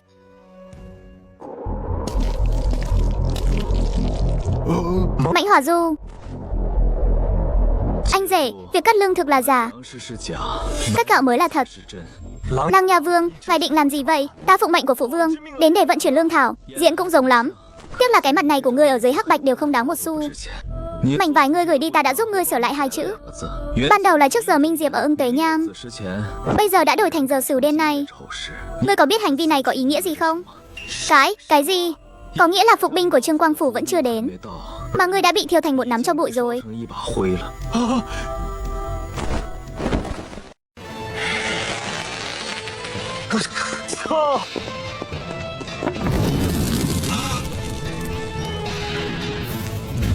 Thủ Đức, con cái lão phu gả cho ngươi 10 năm, 10 năm nay 10年，这10年， lão phu đối đãi với ngươi như nửa đứa con trai vậy. Phụ vương thả mạng, là Trương Quang Phủ ép con. Hắn nói nếu con không làm nội ứng thì sẽ xử lý cả nhà con. 放屁！ Triệu Tư Mã đã theo lão tử 20 năm, 年， hắn là đồng đội của ngươi, 祖 là huynh đệ của ngươi. Ngay cả hắn mà ngươi cũng dám ra tay hạ sát, ta không thể giữ ngươi lại. Cha, xin cha hãy tha cho hài nhi lần này. Sai lầm lớn nhất đời lão tử chính là nhìn lầm người. 错误就是看错了你， Ngươi xuống dưới mà sám hối với Triệu Tư Mã đi. 司马忏悔去吧。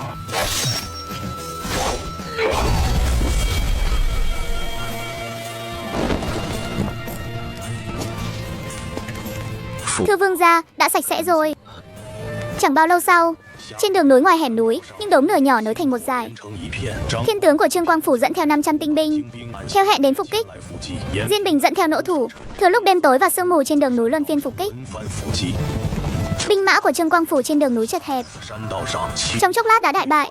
Tàn quân loạn thành một đoàn, 团， dẫm đạp lẫn nhau, thương vong gần 3 phần. 三成。 Bùi Thủ Đức đúng là đồ bỏ đi. Thằng nhãi Lý Sung đó còn khó đối phó hơn cha nó gấp 10 lần. 老子难缠10倍。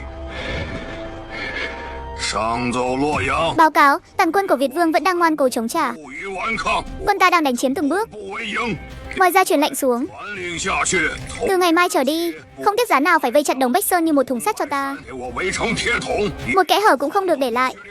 Lão tử không tấn công nữa, vây không mất bọn chúng thì coi như ta thua.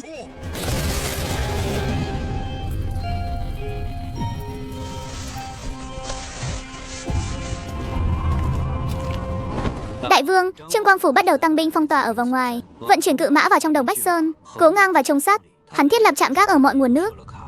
Các lối đi tắt đều bị phong tỏa hoàn toàn. Xem ra là muốn vây khốn cho chúng ta ra đi trên núi. 山上，这 Đây là số mệnh của quân Việt. 命也 Đánh dã chiến không thắng được hắn, xông thẳng ra chỉ có mất mạng. 送死。 Nhưng ta cũng không phải đến để tìm cái kết đó. 左 Đêm qua thu giữ được bao nhiêu đồ vật. Trên người Bùi Thủ Đức tìm thấy lệnh bài thông hành mà Trương Quang Phủ đã đưa cho hắn trước đó. Còn có một đạo ám hiệu chưa kịp hủy bỏ. 的暗号祝福， Hai thứ đồ này, nếu phối hợp với quân lệnh giả truyền theo quy củ, đủ để trong thời gian ngắn điều động một trạm gác nào đó ở vòng ngoài. Vậy là đủ rồi. 那就够了。 Đến doanh trại quân đường gần nhất, hạ sát một tên lính liên lạc lấy ngựa. 扮作传令兵， Dùng tấm lệnh bài này, truyền một đạo giáp quân lệnh tới tuyến phòng thủ Sơn Nam, điều động doanh trại tuần tra phía nam đi nơi khác, để lại một kẽ hở trong nửa canh giờ. Nửa canh giờ sau đưa phụ vương ta đi từ phía nam núi. 难走。 Đại vương, vậy còn ngài?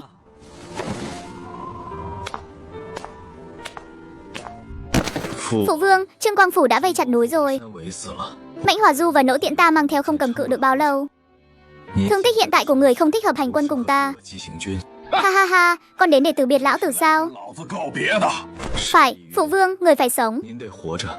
Sau này còn phải dắt ngựa cho nhi thần vào Trường An. 长安， Nói bậy, 钱 dắt ngựa là việc lão Lý ta hầu hạ con trai sao? 的事儿吗？ Đời này lão tử chỉ mới dắt ngựa cho cố nội của con thôi. 牵过马。 Ha ha ha. 此 Ngày hôm sau, trời còn chưa sáng, quân chủ đóng ở trạm gác phía nam của Nhiên bị quân lệnh giả điều đi. 令调离，今 Hơn 600 tàn quân Việt Vương còn sót lại. 残部在 Dưới sự dẫn dắt của mấy lão hiệu úy, 率领下，沿 men theo con đường núi bí mật mà Diên Bình đã dò ra, thừa lúc đêm tối lặng lẽ băng qua kẽ hở của phòng tuyến. 线缺口。 Đại vương, 严 Diên Bình, người đưa phụ vương ta đi đường thủy quay về thẳng Lương 接 Sơn. 回梁山 Vậy còn đại vương, ta đi con đường khác. 条路，张 Trương Quang Phủ nhận ra ta, chỉ dựa vào việc trốn tránh là không thoát được đâu. Nếu ta không thể ra ngoài được, 去 hãy đưa thứ này cho thượng quan Thanh Võ. 轻武， Cô ta biết phải dùng thế nào. Đưa phụ vương quay về Lương Sơn an toàn. Đây là quân lệnh. 小 Thằng nhãi con, vạn sự phải cẩn trọng, đừng có cậy mạnh. Lão tử ở Lương Sơn đợi con khải hoàn. Lý Sung, ánh mắt dõi theo bóng lưng người cha già biến mất trong làn sương núi. Sau đó dẫn theo 37 kỵ binh còn lại phi nước đại về phía dặng núi bên kia.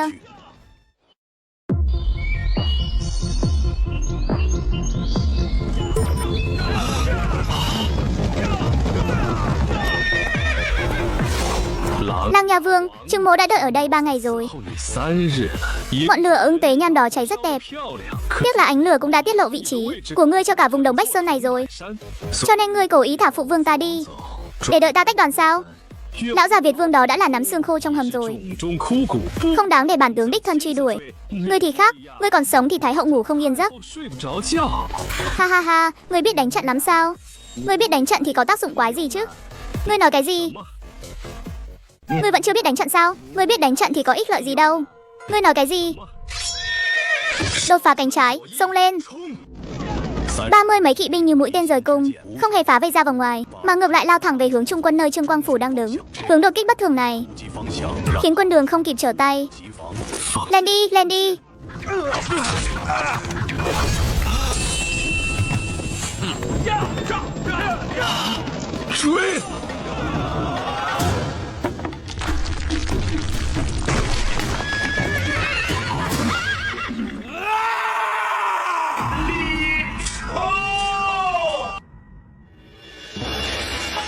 Bệ hạ, Trương Quang Phủ cấp báo, tàn quân của Việt Vương Lý Trinh đêm trước đã đột phá phòng tuyến phía nam Đồng Bách Sơn. Thủ tướng đóng giữ Trương Sở Yên tự ý rời khỏi vị trí, khiến phòng tuyến bị hở, đã xử lý theo quân pháp. Việt Vương hiện không rõ tung tích.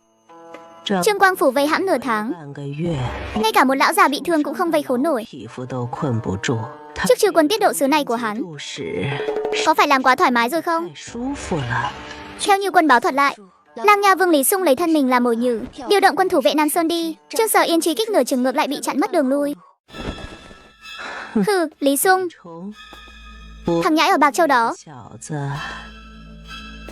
một kẻ vốn không đáng lo ngại. Trước tiên chiếm đoạt của chấm 3 vạn cân kim thiết, lại còn cướp đi cha ruột hắn ngay trước mắt chấm. Ngươi nói xem là Lý Sung quá thông minh, hay là người ở đây quá ngu ngốc? Kẻ này đã trở thành mối họa, nếu không sớm loại bỏ sẽ gây ra đại họa. Ngươi nghe chỉ. Đạo chỉ dụ thứ nhất, Phong Khâu Thần Ký, làm Hà Bắc đạo hành quân đại tổng quản, thống lĩnh binh mã đường thủy của hai đạo Hà Bắc Hà Nam. Hạn trong vòng 10 tháng tới phải bình định Cự Dã Trạch. Quá hạn không tới, tự mình vào kinh thỉnh tội. Đạo thứ hai, mệnh lệnh cho Trương Quang Phủ ngay lập tức di chuyển về biên giới phía đông, cùng Khâu Thần Ký Nam Bắc giáp công, thủy bạc Lương Sơn. Đạo thứ ba, Chu Tinh dạo này chẳng phải đang tra xét dư đảng Tông Thất sao? Bảo hắn đi một chuyến tới Mật Châu. Mật Châu, Thái hậu lại ý nói bản Kiều Trấn, Lương Sơn quá nhỏ, không chứa nổi tham vọng của Lý Sung hắn đâu. Sớm muộn gì hắn cũng sẽ đi đường biển. Bảo Chu Tinh răng lưới đợi hắn ở bản Kiều Trấn, tự chui đầu vào lưới.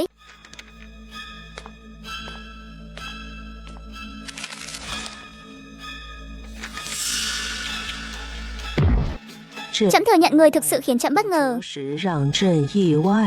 nhưng kiên nhẫn của trẫm đã cạn rồi, không còn tâm trí đâu mà chơi đùa với người nữa.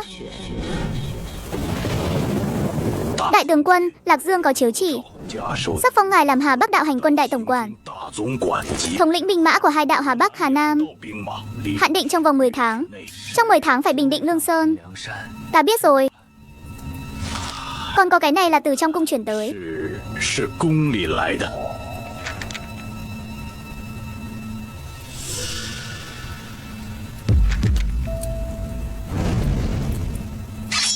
Truyền lệnh phong tỏa tất cả các đường thủy của Cự Dã Trạch. Từ ngày hôm nay, một con thuyền một mảnh ván cũng không được ra vào Diêm Hồ.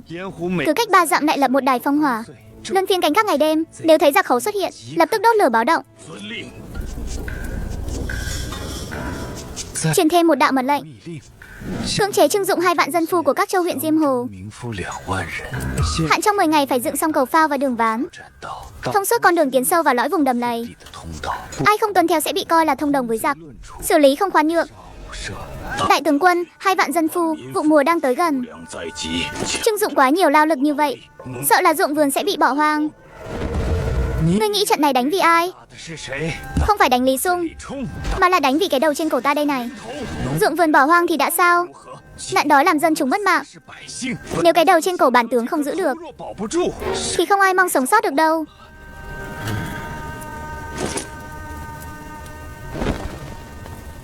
Lý Sung, lần này 这一次 ta sẽ để cả cựu dã trạch này tuần tiết cùng ngươi. 替你陪葬。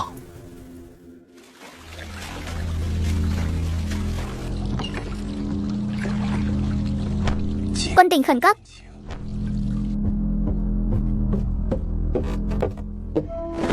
Đại trưởng quỹ, thám tử vòng ngoài báo về. 秋 Khâu Thần Ký đã phong tỏa toàn bộ 8 đường thủy của Cửu Trạch. 条水道， Ven hồ đã dựng 13 đài phong hỏa. 三处立 Ngoài ra theo báo cáo của thương đội trà trộn vào bến tàu, Khâu Thần Ký đang cưỡng chế trưng dụng dân phu để dựng cầu phao và đường ván tấn công. 栈道， Bao nhiêu dân phu?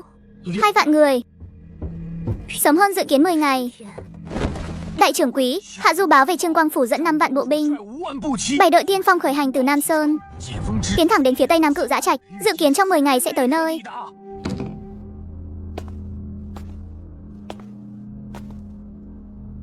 Phía bắc có Khâu Thần Ký và 2 vạn dân phu Bắc Cầu. Phía nam có Trương Quang Phủ và 5 vạn bộ kỵ. Đúng là trong ngoài giáp công, vây chặt như tường sắt. Đại trưởng quỹ, Vương gia không có trên núi. 在山上， Việc này biết phải làm sao đây? Có cần phái người đến Đồng Bách Sơn truyền tin không? 真传信。 Vương gia không có ở đây nhưng quy củ của Lương Sơn vẫn còn. Truyền lệnh xuống. Thứ nhất, Nghiêm Hiểu Vĩ đang trên đường hộ tống Việt Vương quay về. Dự kiến 3 ngày sau sẽ tới nơi. Phái 2 đội đi đường thủy Cát Diên, Đế thủy tiếp ứng. Phải đảm bảo Việt Vương hội quân được với đại bộ phận, không được sai sót. Thứ hai, mệnh lệnh cho các trạm gác vòng ngoài thu hẹp phòng tuyến, rút về phía trong chuỗi đảo thứ 3. Ở những vùng mặt nước đã rút quân đi, toàn bộ dải gỗ tự chìm và trông sắt ngầm, cứ để Khâu Thần Ký bắc cầu phao của hắn. Vùng nước dưới chân cầu, ta muốn biến nó thành núi đao. Thứ ba, quân bị công phòng ở núi sau từ hôm nay trở đi làm việc không quản ngày đêm. Thiếu nhân lực thì trưng dụng phụ nữ khỏe mạnh trong số người nhà thay thế. Trước cuối tháng, ta muốn 1000 cây pha trận thương và 30 cỗ mãnh hỏa du. Toàn bộ phải được trang bị xong xuôi. Các vị, Vương gia sẽ sớm quay về thôi. Trước khi Vương gia quay về, Lương Sơn sẽ không loạn. Tất cả đi làm đi.